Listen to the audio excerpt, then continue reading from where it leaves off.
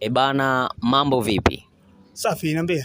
Safi kabisa. Ebana Daniel, leo ni interview yetu ya pili tunafanya, lakini leo Suma Films imerudi kwa ajili ya kuuliza maswali machache sana. Sijui kama utakuwa uko tayari kwa kuyajibu, sio magumu, sio mepesi sana. Mimi niko tayari. Uko tayari. Kwa mfano, sanaa sisi ndo tunaanza kwa ujumla.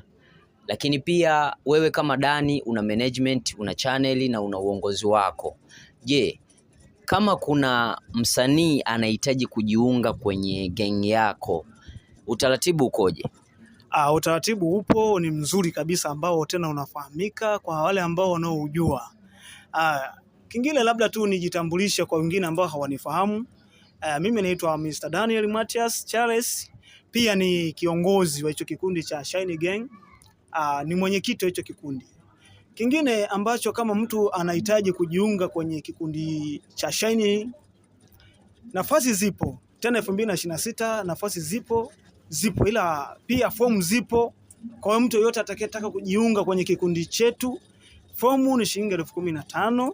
Unalipia fomu, unaingia kwenye kikundi, tunaanza mazoezi ya kukufundisha. Pia tutaenda moja kwa moja kufanya kazi ya mwaka 2026. Kwa mimi nawakaribisheni sana, na yule ambaye anatamani tu mimi nijifunze, hata kama hutaki kujiunga, angalau ujifunze, unakaribishwa bure kabisa, bure.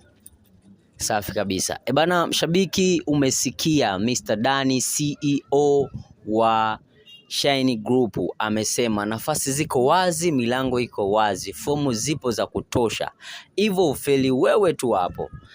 Nashukuru sana Mr. Dani kwa muda wako. Asante sana.